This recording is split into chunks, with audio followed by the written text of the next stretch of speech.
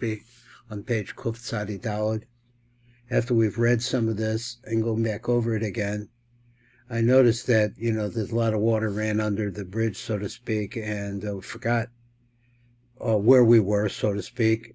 I want to try to touch it onto the words of Rashbi. So it says on page Kuf Tzadi Daled at the top, it says, V'yomer Elokim Taja Haaretz Desha.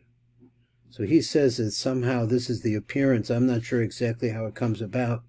It comes about through these words, I guess. And the words themselves implant it. We're looking inside of the Kesser of Eric Anpin, looking to the creation of Zer Anpin, or the release of it, and that's Zohar V'nuk, according to the Pirush, is really created at this point.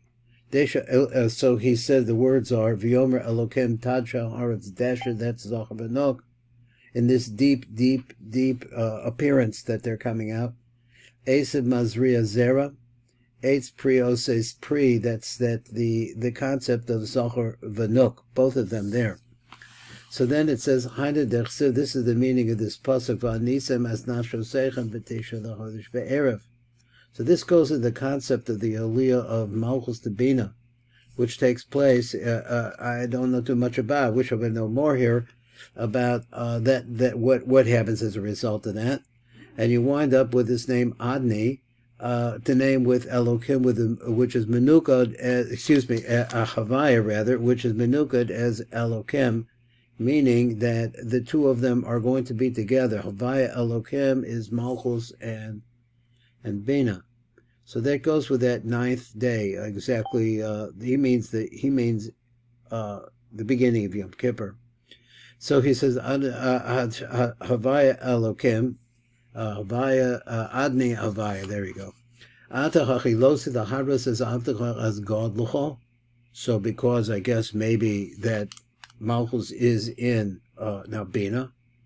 Havaya Shalim Besitroi, and the Havaya itself, that is Zer Anpin, is complete, or there, whatever this means, because you're dealing in some place which is an appearance of Zer Anpin, or functional. He is functional by himself, Besitroi, in his place, and then the Ara. So he said that now, as they are, let's say, moving around in the Ara, which is Bina, Lo Shlem, it's not complete though. Yehi Lo Kasiv, and the phrase he said that Yehi really refers to the birth, the last Yud of the birth of Zer Anpin, and at this place we're in a place where, if it's possible to conceive of, where there is no birth. It's just at the very gestation of Zohar V'nuk, and they're still inside. So now we're going to go over to where we were yesterday on page Kuf Tzadi Zayin. Kuf Tzadi Zayin. And it says, Mavara od yehi hanal, besod shorsh zer anpin, baosios elyonos shel erik anpin, using the upper letters of erik anpin. Not sure what that means, but its source is in somewhere in the letters refers to Malchus, something like that, of shel erik anpin. V'omer ki shtei osios yud shall milas yehi, Karinin yud ilo yud tata. So we get to this idea. There's a yud up above, yud down below. Ana kora mosacho besod yud elyon yud tachton. He said v'haino os yud harishon shall yehi. So there we're talking about this. What I'm looking for is, what is the connection between the two yuds? How did the two yuds come out together? How is the second yud born out like that? So he says, Os Yud Rishon Shel Yehi, Hu Yud HaElyon Shel Erik Anpin. It refers to Erik Anpin, which is apparently the panemius of everything that's manifest. Shehu Sod Kruma Yilo HaMakefa V'Sosemes as a Mochas Dimah. So this is the Kruma D'Avir, Kruma D'Avira, which contains this Yud. That's an abstract idea. It's a very, very deep place in the head of Erik Anpin. So he says, Muchas Dimah de Erik Anpin, it covers over that place, this Kruma. V'os Yud Sheni, the second one, that comes with the word Yehi, Hu Yuda Tachton Shu Sod Zer Anpin Atzma, which is really teaching about Zer Anpin himself. B'nihi Yuda Tachton Shu Zer Anpin, so this lower Yud, which is Zer Anpin, Hu Nishrash V'Niskayim B'Yuda Elyon Shel Erik Anpin. So he says it's rooted in, meaning that the root of it is inside of it, and it is nisakein of the niskayim and sustained by that flow that comes from Erik Anpin, which is the Yud Elyon. V'amar od ki shtei yudim elu shel milas yehi. So these two yudim of the milas yehi, heim sod shtei yudim shel milas v'yetzer. Hanisker b'pasuk v'yetzer Hashem Elokim as Adam, that Hashem, once again, Elokim is created man. So once again, the man is Zer Anpin. Zer Anpin is letters. Yud Vav Dalet Kei Aleph Vav Aleph Vav Kei Aleph. Yudi Lo Yud Tato. Ki Hinecha B'Shtecha B'Yudim Elu. These two Yidim Heim Sod Yud Elyon the Erik Anpin V'Yud Tachton the Zer Anpin. I'm trying to see how these works up. A Ha'inyan who's like this. She Yitzira Zer Anpin, the formation of Zer Anpin. Hanikra Adam, which said that. I would guess I said that. It's the concept of a form, an image, let's say, or form inside of another one. So that there's a panemius here. Panemius is the first yud, I think. So from the Kavan, why he says, She'erik Anpin mislavish besoch zer Anpin, and that's the idea there. For Amod od Yehi, then says furthermore, the Rab says, the word Yehi, Yudi Lo Yud Tato, then he says V'hei Begabayu, but there's a hey in between the two. So there's a transformation in the hey. What does he mean? He says that it's in between the two. In order to get from the Yud, which is Panimi, to the Yud, which that is on the top, which is the Yud in the bottom, there's a hey in between them. Let's see what he says. Ki hinechem nizbar shtei Yudim shel milas yehi. So Yud Elyon, which is Erik Anpin, V'Yud Tachton, which is Zer Anpin. V'amnam yesh gam oz hey ben shtei Yudim elu. No. Yivur l'cholon shehi besod ruach chayim b'yotze mechotem Erik Anpin. So let's say like this. So he's saying to me that how do you get from the Yud, which is in the Panemius, to the Yud, which is on the outside, which is Zer Anpin? How do you get there? So you get there through this sod of Ruach Chaim, which comes out of the Chotem, with this nose, Erik Anpin, the Hakios Zer Anpin. Now still, where do we have, I think I mentioned yesterday, that hay, and what I know about hay for the Otzes Chaim is that it comes out of the ear of Ak. Here he's saying, though, that the hay is really referring to the nose of Erik Anpin.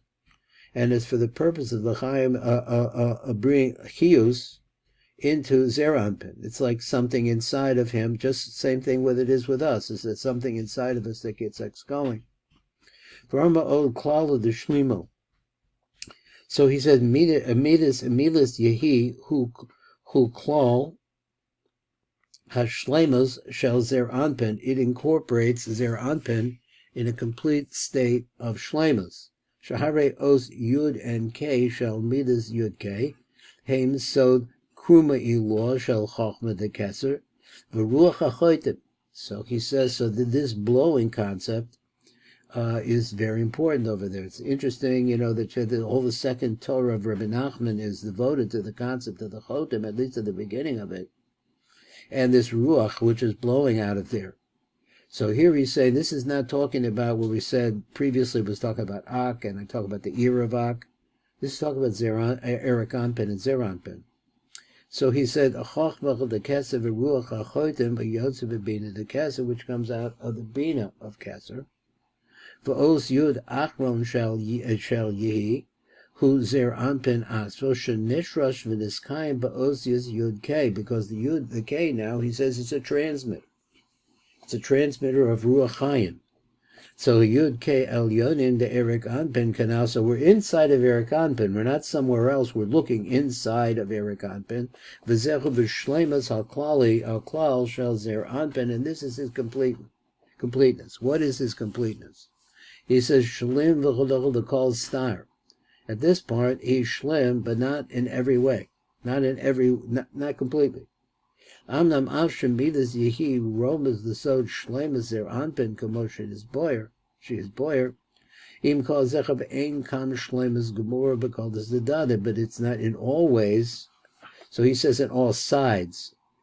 He says it's not complete. Because there's no mention of the nukva. So even we see that he's talking about preliminary to Zohar v'nuk. He's talking about still inside of the head of Eric Anpin in the YOCHAI, and then which breathes life into a Zer Anpin, which is in the head of Eric Anpin in his kesser. V'Zer Anpin ain't a shalom the game below nukva. V'ha'inim meruva v'loshen apasuk he named the kidar omer apasuk tadsha aretz dasha. What does that mean? V'lo omer milas yehi. It doesn't say yehi. Zera v'kir apasuk arid be'esa iver. So this is deep inside the crown of Eric Anpin. Sha'adayim l'lechem nizgala zer Anpin klal. Eric Anpin is not yet revealed at all. Below Choyev B'Shum Shleimus canal that we couldn't say that it was a Zohar v'nuk. V'achar be'ez latest v'yitzias zer Anpin. So this is an action he says by itself. And so what does he mean? Az Amar Apasiv Vayehi. Then you see the word Vayehi. Ki atach nigdach v'nishlam zer Anpin. But now it's grown.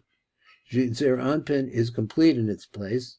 L'kach Amar Milas Yehi Lefi Shehu B'chinas Shleimus, because this Yehi teaches you that it's actually come into fruition, or it is complete. Shleimus Ak Im Kol Zecha B'Doch B'Chotzer Shleimus the Gamri. Now the Zer Anpin is Shalem. They say way back at this thing, it says that this Yud and this K, and it brings the Zer Anpin, and the Zer Anpin gets this life blown into him. So first of all, that's what he's saying. It's dasha, the dasha, eitz osepri, a tree that makes fruit. Eitz pri, but doesn't mention the fruit of the tree itself. Like we said in the previous pasuk, where it has that phrase, Ella Haidacha B'Shum, the Osa Pri who's Zer Anpin, the Eitz Pri who's is the Nukva is Malchus. That's what he wants to say, is that they don't appear together. First you see Zer Anpin, manifestation there, and here we're talking about the Kruma over the Mulchus Limah, the Eric Anpin. It's in a really deep hidden place here. I just want to keep pointing that out, try to direct my thought there. If it's the Chilib of the Yatzvin is Galag Rak Zer Anpin, this is his appearance, his first appearance. He's the maker. This is like Lashon Yisod. V'adaim lo nizgal sach nukva hanikvutz eitz precious still not there. Mishum kach gam ein nizgar hanukva b'midas yehi. So therefore, she's not part of that equation. V'atem b'vachem b'masa nishlam zer anpin b'bechin shleimus. So when, in fact, does he get to the shleimus period? Shleimus gemura b'kochel hatzadadim v'omar. So it's interesting that he uses the phrase hatzadadim because the nukva appears on his backside. Maybe that's why. Bama is aker mahaya aser shmado.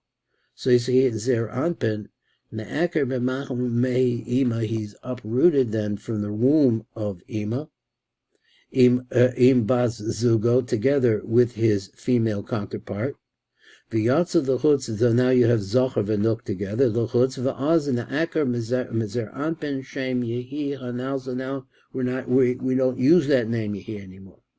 V'ishtel ba'achra. It's an interesting phrase, and it plants this in another place. V'nishtach b'shem acher. So that's what he means. He says not that it's a physical place, which I thought he meant. He says it's actually planted with a different name. Kolomer shazer anpin v'nukva nishtelu v'higdila b'bechilidetios, now become plantings, saplings, or what they call it, seedlings. That may be the right word. Vosnes Gala Haim Zer Anpin, and then you have a revelation of Zer Anpin, V'hein hanukva b'kol. So he said, hein zir anpin, v'hein hanukva b'kol kumalsam. So now you have the zohar v'nok. V'nishla b'b'chin shleimas gemura b'kol tzadadim. And this way back in this place that we're talking about, which is really talking, start further about the kruma d'avira, and then it's talking about the nose. I really don't know exactly the nose of Eric Anpin, how exactly that works. Vaz nikro shenechem b'shem havaya elokem, and now both of them are called by this name. Ksiv v'kumoshe ne'emar v'yita Hashem elokem. So here are the two names together. Pirish kushin galsa galal zer Anpin b'b'chinas netiyah. Zah nikro havaya elokem. Then he's called Havaya Elokem. I'm going to stop.